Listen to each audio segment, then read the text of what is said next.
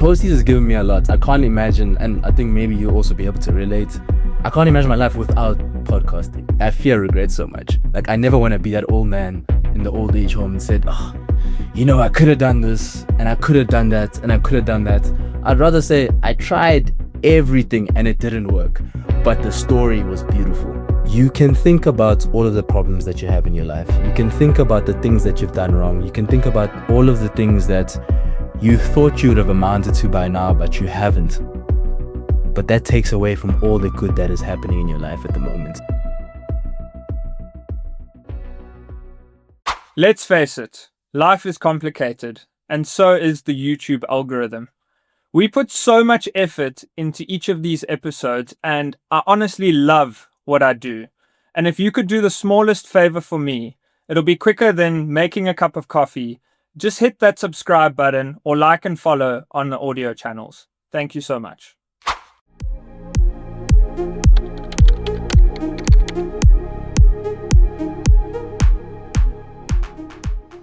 How did you find that ice bath? I won't lie. When you first told me about it, I was excited because I'm like, firstly, it's a really cool thing to have as a literal icebreaker on the podcast, and it's something I've never done. I've obviously seen other platforms do it. I've seen like a lot of athletes do it too, but I was like, okay, this is something that I haven't done. I'm automatically gonna do it because I definitely have that mentality where it's like, if I haven't done something before and I have an opportunity to try it, I'm gonna try it. Even if I suck at it, at least I said I tried it, and then, you know, I could learn something new from it. And I also didn't want to think about it too much. I think you saw I was like 1, 2, 3, I went straight in because I didn't want to be a thing of like, okay, now I dip my pinky toe in, and now no. And then once I was in it, thank you for the tidbit of just like focusing on my breathing, because that's definitely what got me through it, and just like me wanting to be on the leaderboard. Once I found out there was one, and there's like the competitiveness I think we're gonna tap into later in our conversation. But there's a sense of peace. Like it's literally you against the elements right now, you know, and it's a thing of like, it might not necessarily be something that you thought you could do 2 days ago, but now because you said you can do it and you're gonna do it, you're doing it. So I think that mind over matter is something that you can literally translate into other places in your life that like is fruitful for you. Because like I think if you're consistent in something every single day, or whatever metric you use via time, that's literally going to amount to many things coming forward. I think it builds confidence at the end of the day. 100%. Because you start something. I know for me, I start something and I might feel almost like a bit of an imposter. You know, we all get that imposter syndrome. I mean, when I started the podcast, I kind of felt like, am I doing the right thing? Am I maybe out of place here? Is this going to work? Yeah. And I think as you start doing it, I'm like you say, it's the lifelong learning. I'm learning every day. But I feel like once you start building that muscle and it starts becoming a little bit like second nature to you. Was there a moment where you started getting that feeling of, I'm either comfortable in this space, or this is for me, or are you still in the pursuit of that feeling? Sure. I think that moment comes in waves. So, and I think you can relate as a podcaster as well. Sometimes I still, before an episode or whatever, you know, I feel a bit nervous, or I'm overthinking and I'm worrying, and sometimes even thinking the worst, you know, sometimes thinking, I'm not prepared enough. There's going to be some awkward silences or something like that. And I think afterwards, after each episode, I've never gone, after every episode I've gone, I'm glad that I did that. Like I get that feeling of like, okay, that's the reassurance that I needed. But yeah, that's not to say that, you know, now that I think we've done 40 episodes now. Congratulations. Thank you. Yeah, it's not to say that now after a certain amount of episodes, like, you know, I don't get nervous anymore, or I don't overthink. But I think, just realize that the more I do it, it's really helped me in other aspects of my life. 100%. So, and I think it's quite interesting you bring it up, because I know you're also a podcast host, and you started the Posties podcast. Yes, sir. But it's not just you as well. How did that all start? And yeah, what have you learned since you actually started podcasting? Oh, so many lessons. So the Posties Podcast is a podcast that I host with my best friend Alex. And it was kind of started as a driver for us to like maintain our relationship, because we were like fresh out of uni, us just both starting new jobs, and like life was just getting hectic, and we definitely didn't want us not to see each other as frequently and what forth. So it was a thing of, okay, because we're both prone to be workaholics, it was a thing of like, let's just start a business together. And at the time we were quite engrossed in like nightlife and going out, and because we have, like, I'll say it to myself, like a really good chemistry, it translates in like the rooms we're in and the people we're with. So we'd go out, have a great time, and then we'd go back to our place with a bunch of other people, and we called it Posties. Like, yeah, let's pull up to Posties, this thing. And then like it was an interesting thing, because every single time at Posties, the conversations we were having with the people were quite like thought-provoking, and which you'd not really expect from an end of a night. But like one time Alex or I was like, you know what, let's record these conversations, like, one, because I want it to be somewhere where I can find it again, and then also because we can kind of track our growth in thinking over time. We can see, okay, from episode 1, my hair was a certain type of way, his was, or we were not as comfortable and whatnot, and now we see the growth and you remember different things about your life. So that was kind of one of the main reasons that we started Posties. And I think one of the biggest things I've learned from Posties one of the biggest things that's given me is network. In the sense that like having a consistent driver in your life, where we've always had the thing, as soon as we started, we said, okay, cool, we're never going to do seasons. We're going to try to show up for each other and for the platform that we're building every single week. Have we been successful in that? Not necessarily. There's been weeks we've missed, and we try to communicate that to our Posties family, which is our audience, as much as we can. But that's still always the goal in the driver. We have to be consistent, because that consistent driver in our lives feeds into other things. But on the point of network building, whenever we're looking for a new guest, and like, we're very fortunate that already our network had people that are outstanding in the arts or in business, and this, so it's like I'm getting a guest list already where there's a certain like caliber and level, and I get to also just talk to my friend.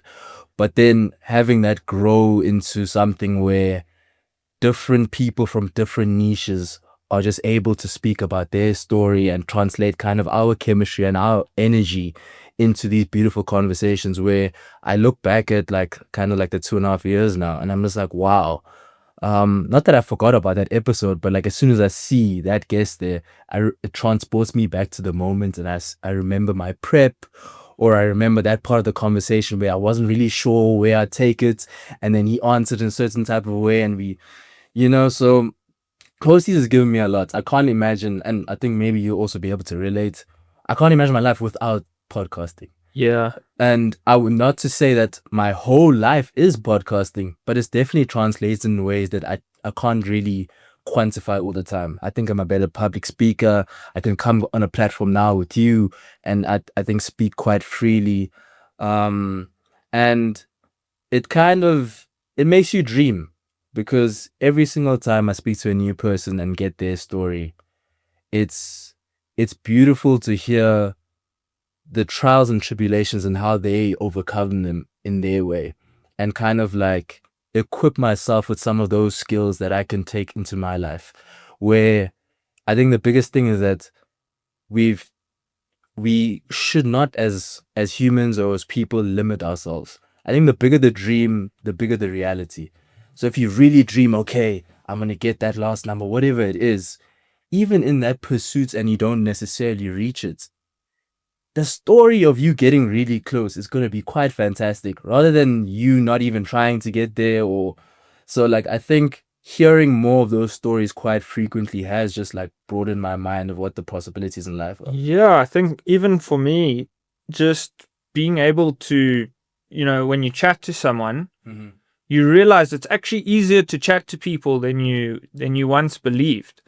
I mean, I speak for myself in school. I was quite shy, and I used to struggle to go up to someone and just start a conversation. And it's not always easy for me, but sometimes, like recently, I've realized once you break that initial barrier, everyone's human at the end of the day. 100%. Like, I think, at least for me, I build it up in my head that person doesn't actually want to speak to me, or that I'm interrupting them or whatever. But most of the time, people actually don't want to be in a line at Starbucks, like on their phone, not chatting to anyone.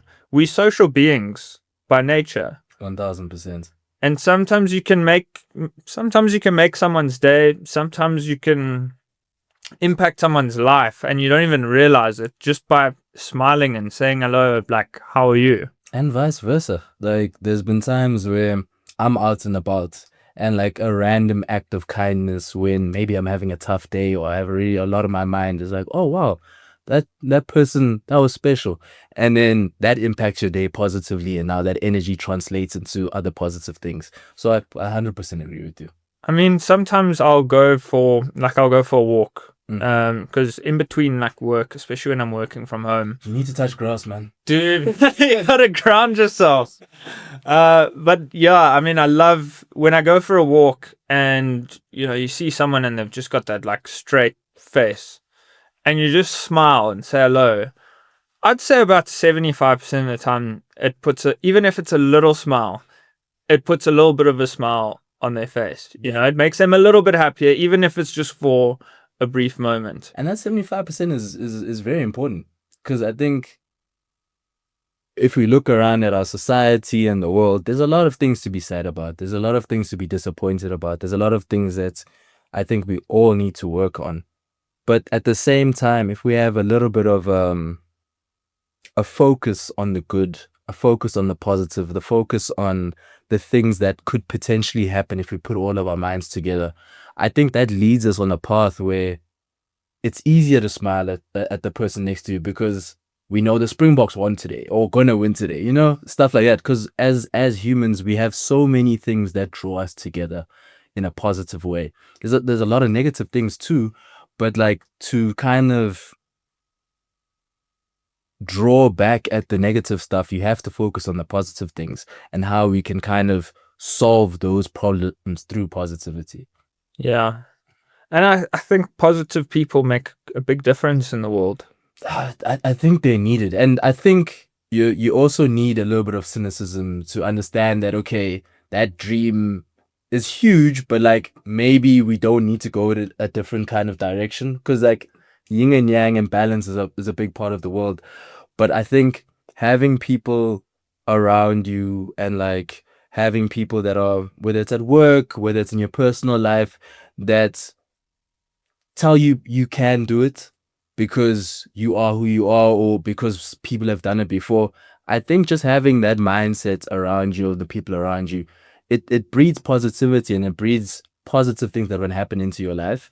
And I think that's essential in everyone's life. Whether you're a plumber or you're an entrepreneur or you're an athlete or you're a podcaster, knowing that you can do the next thing because you believe it, the people around you believe it, means that they're also doing things that, okay, we're all getting to the next level one step at a time. But I think we're just so used to bad news. We get fed bad news, and it sells. Like, I can put up the most positive podcast episode. It will not do as well as a controversial one. Something political, something that creates fear and terrifies people. Positivity just doesn't seem to sell. I haven't figured out that part of the algorithm, even like in society, in the sense that like, why does good news not necessarily sell? it's a little bit dejecting, it's a little bit worrying. But it's also a thing of like, it's the reality that we live in. And at the end of the day, we all make choices every single day of how you want to live your life, what you want to intake, what you want to output into the world. If that's if because we're living in the society we do and certain things sell, you need to take advantage and understand what parts are you going to play in selling that. If you understand the controversy sells and whatnot, then have someone controversial on your podcast and talk to them about how they overcame all of the things in their life. Therefore, you've drawn people into with the eyes on some. Oh no, I see so and so is there. They're probably going to talk about this. Then they get there, they watch the podcast episode, and maybe this is clickbaity. But they get there, they watch the podcast episode, but they leave with a lesson on some. Okay, these are things I can implement in my life that lead me feeling more positive, that lead me feeling like, okay, there's not that many worries in the world. I think if we have more people that think like that and like those people get together, it leaves a lasting positive input into the world. So you said growing up you were quite shy. Mm-hmm. I said I was as well. What was the turning point? I would say moving to Cape Town. So I was born in East London, Tanzania, lived there for about 3 years, moved to Durban, lived there for about 3 years, and then I moved to Joburg for like grade R, all the way up until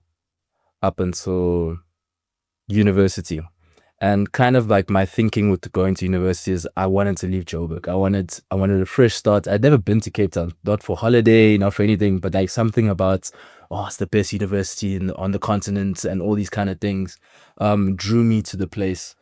And then when I got there, you don't have a safety net anymore of your parents. And I had my cousins there, but I think there was only a few people from my high school that were there because a lot of people would have kind of stayed at Wits and whatnot. So it was pretty much a fresh start, and this is a fresh start for an 18-year-old that doesn't know. I literally lost my phone on Long Street the first night out that I was there. I feel like that happens a lot. Yeah, and now I'm calling back home with a stranger's phone. Well, shout out Abu Boy, that's my best friend now. But it's crazy because being put into an uncomfortable situation, even if you didn't know it was supposed to be uncomfortable, it shows you who you are. And that's the thing of like, it doesn't necessarily show you who you're always going to be, but in that moment, there's lessons that you're going to learn. So I think Cape Town definitely led me into finding myself, okay, I enjoy people's company. It doesn't necessarily mean that I'm extroverted now, but it's a thing of like, I do like social settings. I like making people feel comfortable. What do you need right now? Okay. And then that energy just leads to, okay, there's a positive vibe here where anything could come from it. We can have a good time. We can create something. So I think the turning point would have definitely been going to Cape Town, getting out of my shell, finding more information about who I am and who I want to be in this life. And it helped with really introspection. I don't think I had been big on introspection, which is tough to ask a teenager or or a child growing up, because you're kind of the product of your influences in your life. You're going to be the product of what have your parents taught you, what do they want you to do, and then you go to school. Now it's the teachers and like your friends and the people that are already in your ecosystem. And when you become an adult, it's the first time you really have to look in the mirror and decide, okay, no one's really dictating what I have to do today. I can just stay in bed all day. I can miss these lectures, or I can go and be something, whatever that something has to be in your life. So I think university was the first time, and specifically going to Cape Town, where I'm seeing new things for the first time, and I have a choice of what I'm going to do with that information. Yeah. And so I just find it quite interesting. So as an introverted person, you then got into the events industry, which is very bubbly, very energetic, lots of people at the same time. I have a interesting relationship with the word introverted and extroverted and ambivert and all of these ones, because I feel like depending on the day of the week, I could fall into any of those kind of like things, because I can be high energy and low energy at any different time. But I think the one key point that always draws me into any of these things and kind of how I got into entertainment and events is people. I love a story. I love interacting with people. I love being in being in a space where people are happy, where I have this chat with my team where the reason that I am in events and I look for moments. If we're able to curate a moment for whether it's 100 people to 1,000 people to more than that, where there's a moment in an event where everyone has forgotten their problems at home. No one's thinking about the stresses, that thing, but like everyone's in this moment right now having a great time. If all of the work that we did over months, years to make that a reality actually happens, it makes everything worth it for me personally. So I think knowing that that's kind of my driver, my passion to be in those kind of things, how I get there, whether it's me talking to everyone at the event or me being quiet and orchestrating how it happens, that's okay with me, and it can be labeled as introverts, extrovert, all these kind of things. But as long as the product of kind of my actions and my team's actions and all the things that we're putting together leads into happiness, I think I'm pretty happy with that. So do you search for that moment of peace and clarity, where, like with other people, they're not focusing on all the problems in their life, they're actually just being present? You search for that moment yourself?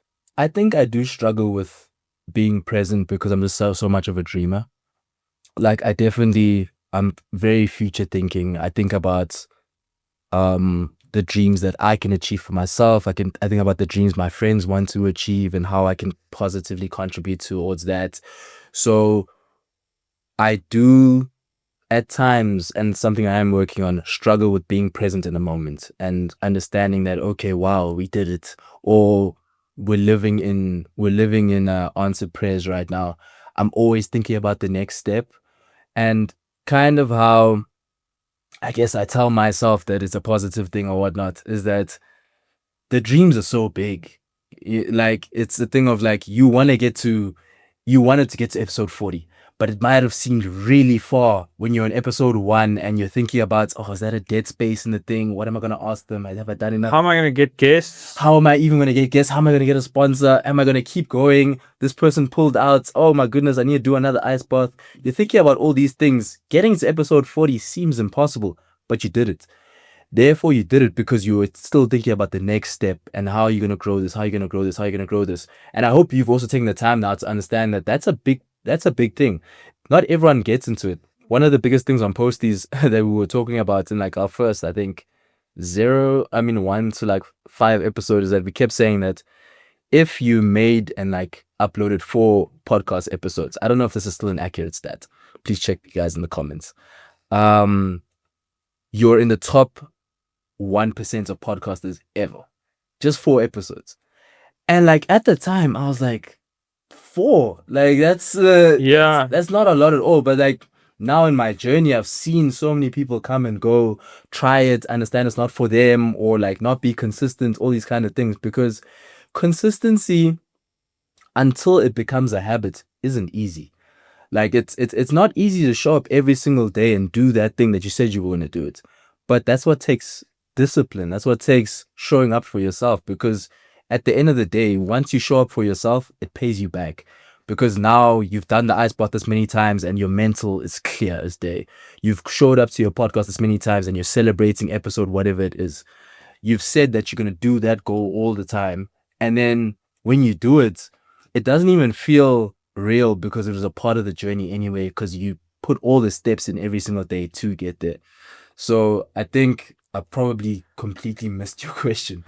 That's what podcasting is about, I guess. Yes, That's what these conversations are about. Yeah, and I think I actually also wanted to ask you, just on the thing of podcasting, what entices you into a podcast? Because I feel like some of the podcasts that I watch, the reason that I tune into them is that it helps me be a fly in a wall or a conversation I wanted to have. So I was keen to know, like, what draws you in?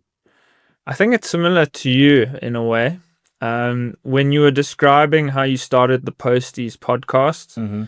and all of a sudden, after the night out or whatever, and you're all gathered there with your mates, that's when you're having the real deep, like, meaningful conversations and the questions you actually wanted to ask your friends. Mm-hmm.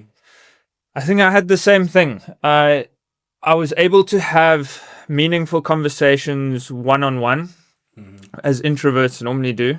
Mm-hmm. And then in a group situation, I really got over the small talk and surface level stuff. There's only so many things we can talk about again and again.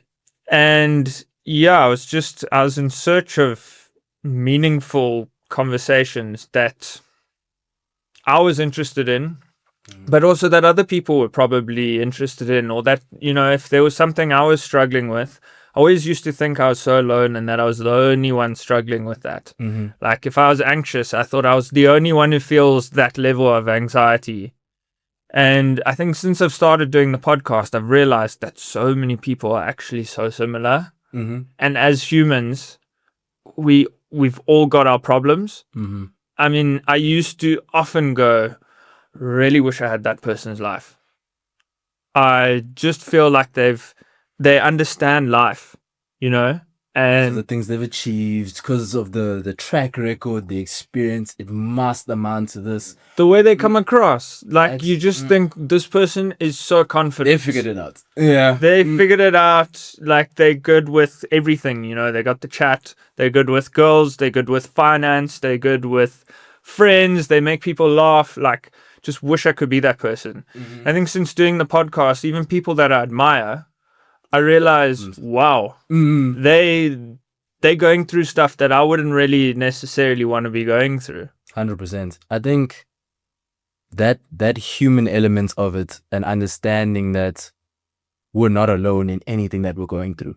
Like, we all have moments that we're anxious. We all have moments that, okay, I don't know if this is going to work. There's moments that, okay, I'm not as confident in myself as I might have been before. But the thing that I try to key in is that when you felt that feeling and you still did the thing, what was the gap between there? Because that's a powerful skill to have. Like, we've all been scared on, oh my goodness, I don't know if I can start this thing. I don't know if I can start that business. I don't know if I can do all these things. But all the people before us that did them felt the same kind of way and they still did it. So, like, what is that perseverance? What is that mindset? What are those things that they implemented that I can also implement now to make my dreams a reality? I think thinking about that thing, at least I'd rather be anxious and did it than be anxious and regret that I never know what could have possibly happened. Regret is something that I fear. Like, I fear regret so much. Like, I never want to be that old man in the old age home and said, oh, I could have done this and I could have done that and I could have done that. I'd rather say I tried everything and it didn't work, but the story was beautiful. I'd rather be that guy. Showing up creates confidence as well. Yeah, because it builds that muscle. It builds that muscle on some, okay, I woke up today, I did it. I have to do it again tomorrow and the next day and the next day. So there's habits. I think humans are habitual creatures. And you can get into bad habits and you can get into good ones too. So, yeah. I think also, just going back to like the podcasting thing, didn't even expect to talk about podcasting this much. But I guess that's kind of what happens when you get two podcasters in the same room. But I think also I reached almost like a quarter life crisis. And I just got to a stage where I was like, I need a bit of meaning in my life. Like you say, I don't want to be old, look back and be like, I didn't try. I was just, the only thing I was trying to do is be like everyone else.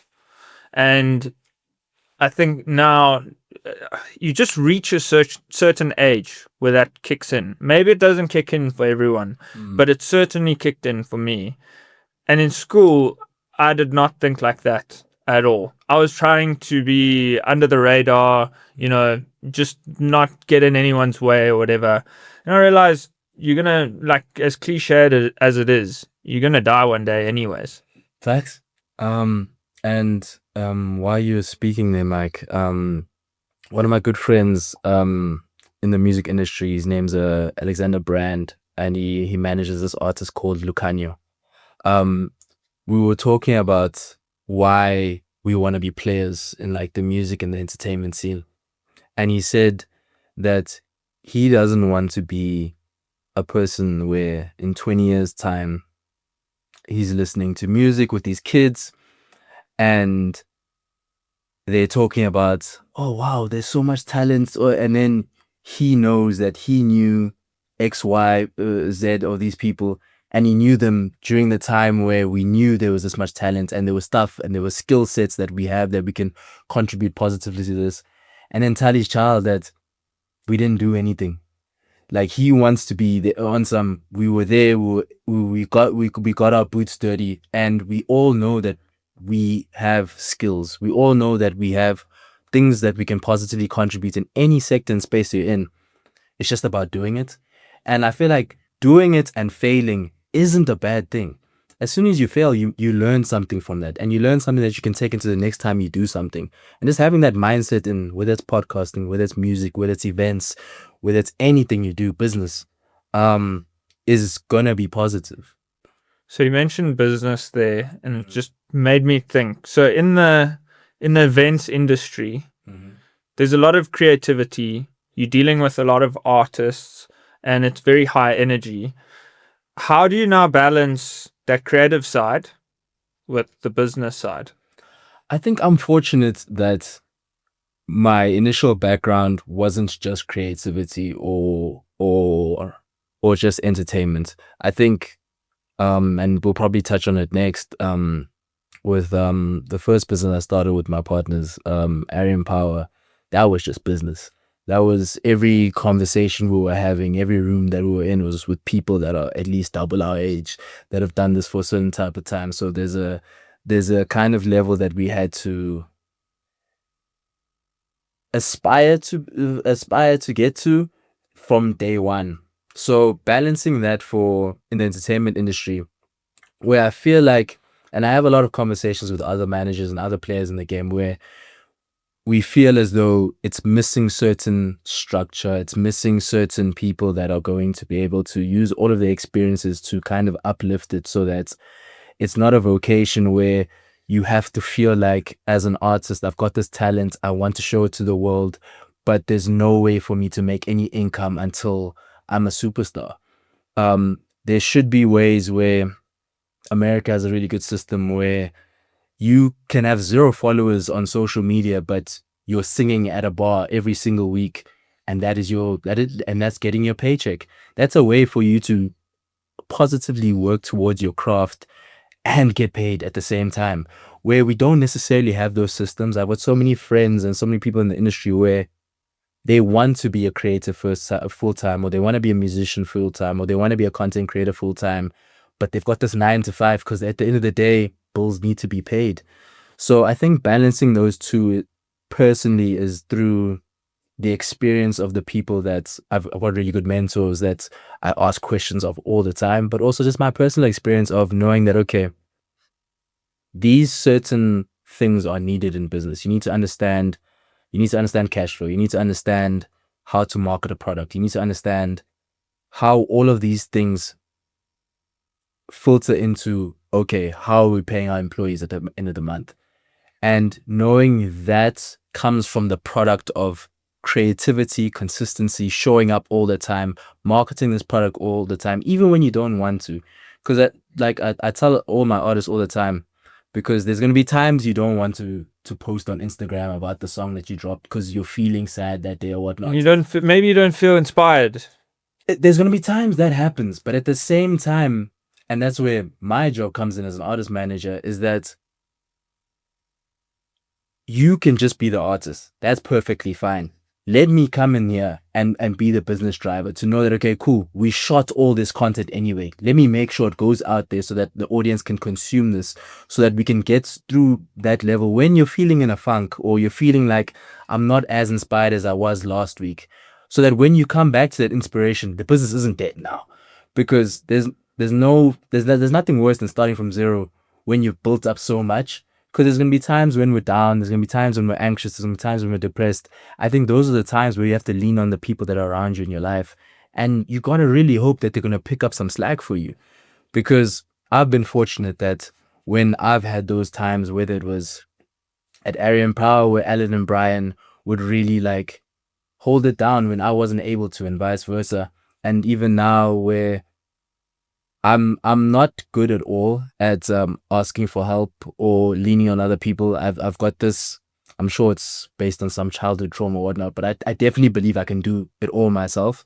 But life has taught me that you can try that way, but it's so much more fruitful where you look to your left and your right and your brothers and sisters that you trust, that you love, that you care so much about, not just themselves as human beings, but their dreams, their passions. Like there's so many times I dream about how Abu's gonna win an Oscar one day, or how Sichi's gonna win a Grammy. I'm just naming some of my friends that are in the industry because I'm so invested in their journey too. Because I'm a fan. I love them as people. Like they're just amazing, man. And I'm also very grateful to be part of this journey. And I think that gratitude, I pay it in the fact that I need to show up 100%. Because you're not going to be the best artist in the world if you don't have the best manager. It's just going to be taken away. Like, and I see that happen in the industry a lot. There's a lot of people that, I'm not going to say names or anything, but like, there's a lot of people I feel like don't show up as much as they can for the goals that they have. You have these huge goals of you want this person to be here and here and here. And then I see the work and it doesn't necessarily translate to what you're speaking about all the time. And that's not to say that everyone who works at a certain level is going to achieve a certain thing. There's a lot of different things you have to put in the pot to make that recipe. But I think there's a certain level of when you show up as a human being with how other people treat you, how your network sees you, how much your network wants to work with you, that contributes and sees that, okay, no, I want to get in a room with Mike and have a conversation with him because I know that'll be fruitful, even if it's just to my day. You know what I mean? So do you think it's who you know versus what you know? Yeah, I'm definitely network based. Because you know who you know because of what you know and because of who you are. Like, I'm not going to want to chill or hang or work with someone who I've heard terrible things about all the time or who I've experienced terrible things about. I'm going to want to work with someone because your track record is impeccable, because I know I can learn these kind of things, because I know that there's synergy in the work that I do and that you do, and it can create something beautiful together. If none of those things exist, why are we here? So networking is actually probably the most important thing of all. There's a lot of different things you can put, and you can put them in different orders, but I think it's integral, and it makes it easier because once you have a strong network and you're able to make things happen in that network, it's an ecosystem where you guys are making money off of each other's talents and you're doing it together.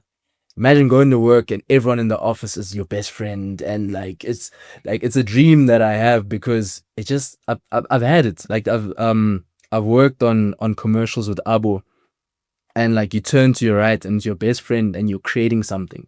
Like it just makes sense. And I think selfishly I work with a lot of my friends now because I'm big fans of them. I think they're extremely talented, and I think that having someone in your corner that, one, believes in you, two, even if they don't necessarily have the skill set in the beginning, have the work ethic and like the belief that I might not know this thing now, but I'm willing to learn from X, Y, and Z and learn from my experiences that I'm going to be the right person for you in the corner.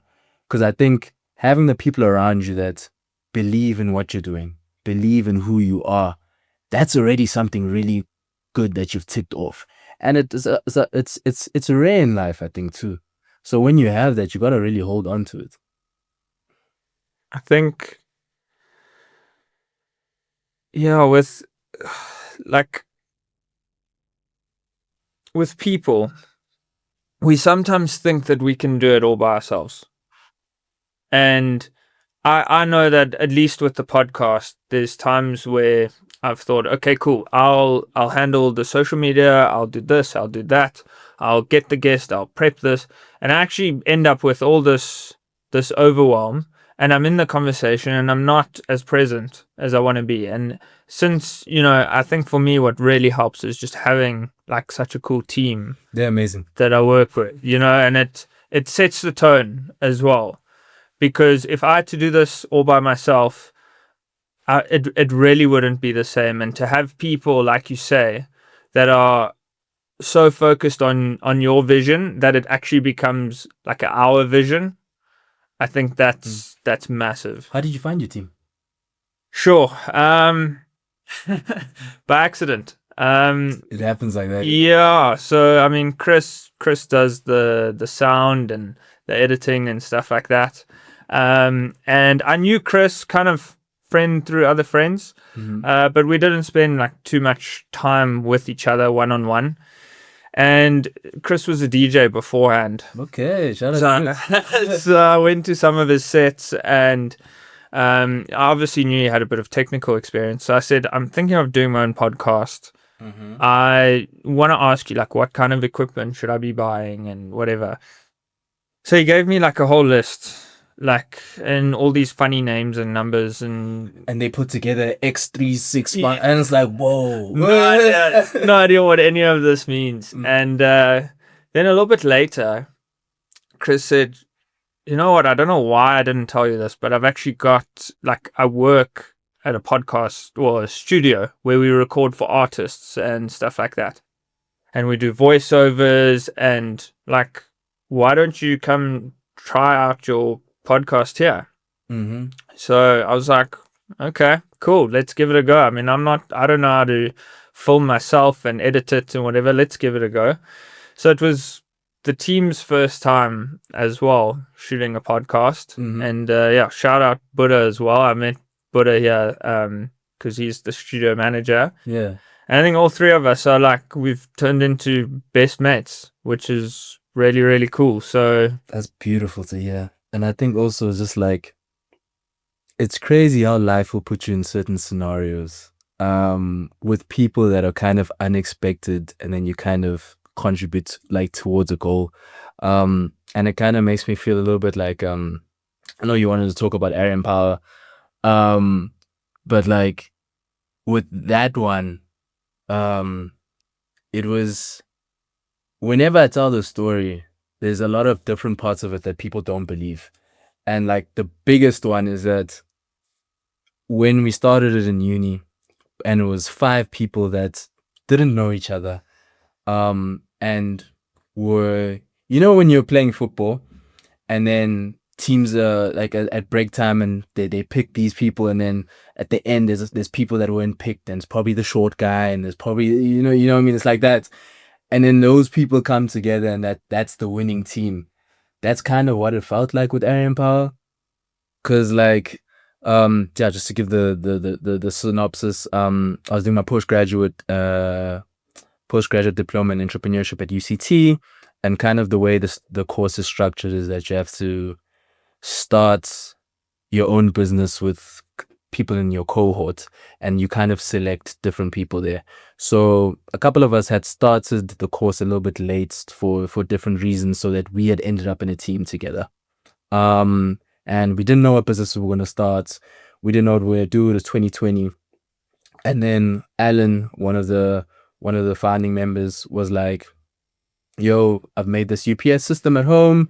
I use it with my parents, and I've been selling a few of them, but like, I'm studying now, so like, why don't we use this as our project? And all of us are like, okay, cool, that's very gracious of you. Let's get it started. And then that came in the whirlwind of coronavirus, people working from home now, load shedding. So it was kind of the perfect whirlwind, was so all of the ingredients were there for us to create this product and this business, and it's a thrive initially, with us working with corporates, with us supplying business to consumers, um, all of these things culminating where we still have to study, because at the end of the day, that's why we're here. But it was quite real, because I think we also all kind of had the streamlined plan, maybe besides Alan, because he was already very entrepreneurially minded, that we're going to get this degree, we're going to get this degree, and then we're just going to work. And now we're kind of thrust into, okay, while I'm getting the other degree, I'm working at something, but I'm also working at something that I've never really experienced success.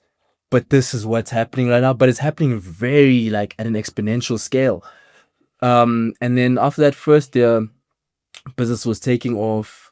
We're doing thousands of orders. We're not really, we've got employees now. We don't know how to, like, we're not really sure of how we're gonna fulfill all of these kind of things. And then we just keep going. So I don't know, maybe it's my podcasting superpower. I don't know how I took that from you talking about your amazing team here, but it really just flashed into my mind how you can call it God, you can call it the universe, you can call it just the power of life. How there's going to be certain moments where the right people are going to be put in your life for you guys to achieve something together or go in a direction together that will mean the world for you for your whole life. And I feel like you also have to be brave enough in those moments to take that opportunity.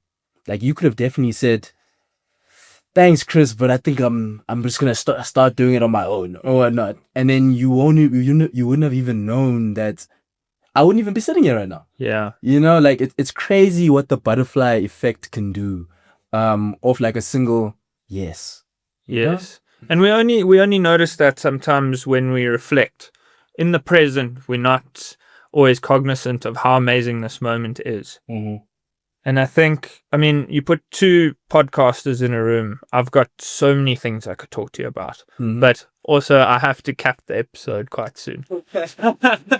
But you do poetry. Yes. And I think I just like, because I actually read a few of your poems and I saw some of your stuff on social media and I really liked it. And there was one line that stuck with me. Mm-hmm. And I'd like to leave it for you to explain as the end of this episode. Okay. I hope I remember the line. To complicate this moment feels unjust. Oof. Which poem is that from? It's the nine months. Oh, so overall, 9 months to eternity. Overall, that one, I think poetry for me has always been an outlet. And I think I feel, because I was actually writing last night and it just, I was writing last night because a publisher was like, yo, I need work for this. And I was like, okay, cool. And then I just really wasn't resonating with the subject matter. So I also in that moment realized when I do resonate with the subject matter, it's got to be real. It's got to be an experience that I've had. It's got to be something that I can positively speak about. Not because the subject matter is always positive, but because I felt that emotion there. And it's always been, poetry for me has always been a way for me to feel and understand what's happening inside. A way that I can't express through speaking to someone or whatnot. So with that poem, I was just really deeply speaking about the relationship with my mom and how, like, it's crazy how a relationship can kind of like mature over time. But like, she's always really been my best friend. And like, it's easy to write about something that is real. But like with that line, I feel like, please can you repeat it for me just so I don't mess it up? To complicate this moment feels unjust. I think in that one, it's really about being present.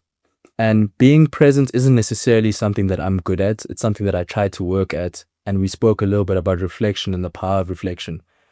But in any given moment, there are multiple things to be grateful for.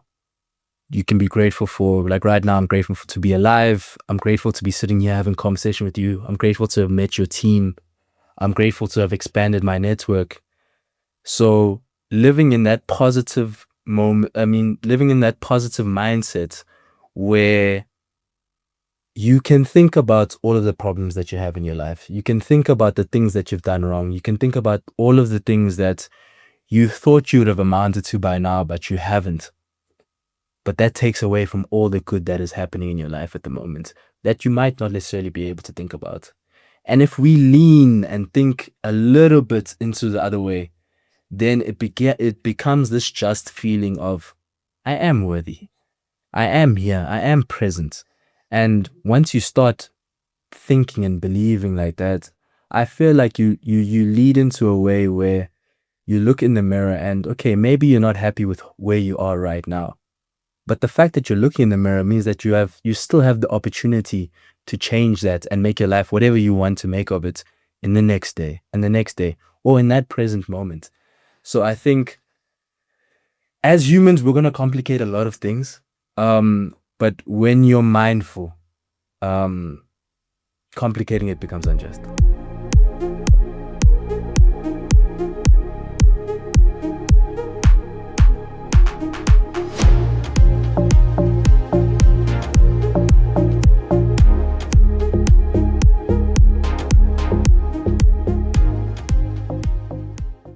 Let's face it, life is complicated, and so is the YouTube algorithm. We put so much effort into each of these episodes, and I honestly love what I do. And if you could do the smallest favor for me, it'll be quicker than making a cup of coffee. Just hit that subscribe button or like and follow on the audio channels. Thank you so much.